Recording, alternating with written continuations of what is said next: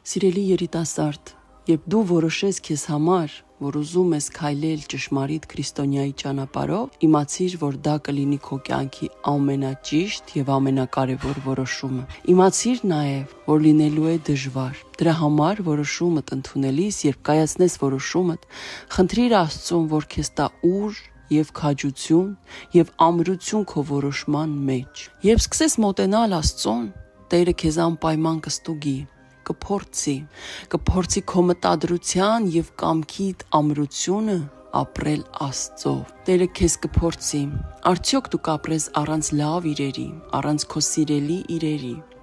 Աստծուն պետք է, որ դու չպաշտես իրերը եւ նյութը, որ իրերից եւ ֆիզիկական հաճույքներից դու կախման մեջ չլինես, կախվածություններ չունենաս։ Աստծուն պետք է, որ դու փողը չպաշտես, որ փողը լինի քո ապրելու միջոցը, բայց չդառնա կյանքիդ նպատակը եւ իմաստը։ Լինի բարի գործեր անելու, բարեկեցիկ կյանքով ապրելու միջոց քեզ համար։ Աստված ուզում է, որ չունենաս սննդից, ըմպելիքներից, ծխախոտից եւ այլնից տարբեր կախվածություններ։ Այսինքն դու պետք է կարողանաս ազատ լինել կախվածություններից այդ ճանապարհին եւ քո մնացած հետագա ողջ կյանքում։ Աստված ուզում է, որ Աստծուց բացի, իրենից բացի ոչինչի եւ ոչ ոքի չպաշտես։ Նյութը եւ իրը օգտագործես վայելելով որպես բարիքներ քո կյանքում, բայց ունենալով դրանք ըստ քո կարիքի եւ չունենալ կախվածություն այդ ամենից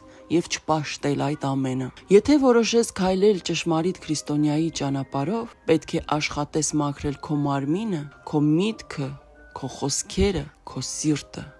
մաքրել բոլոր տեսակ անմաքրություններից։ Մաքրել խոսքերդ, այսինքն մարդու մասին խոսելիս սկսես ամեն պահի մտածել քո արտասանած բացասական խոսքերի մասին եւ ազատվել դրանցից, ազատվել վատ, չար, պիտակավորող, քննադատող արտահայտություններից։ Դա հեշտ չէ սկզբում, բայց դա հնարավոր է։ Այսինքն դու չես կարող մաքրվել մասամբ եւ լինել ճշմարիտ քրիստոնյա։ Դու պետք է քո կյանքի ամեն օրը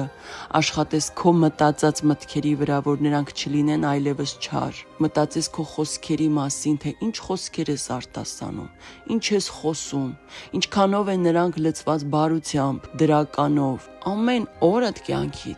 ինչով որ հնարավոր է, փորձես օգնել մարդկանց։ Եթե կարող ես։ Աստծուն պետք են քո բարի գործերը։ Հիշիր, որ երբ Աստծո զավակներից մեկին օգնում ես, բարի գործ ես անում, դու դա անում ես Աստծո հանդեպ եւ հակառակը։ Չարությունդ, որն ուղված է Աստծո զավակին, ուղված է Աստծուն։ Երկնքում գնահատվում են քո այն գործերը, որոնք դու արել ես ոչ թե ցույց տալու համար, ոչ թե ինքնահաստատվելու համար, ոչ թե ինչ-որ մեկին նստեմացնելու եւ քեզ բարձրացնելու համար,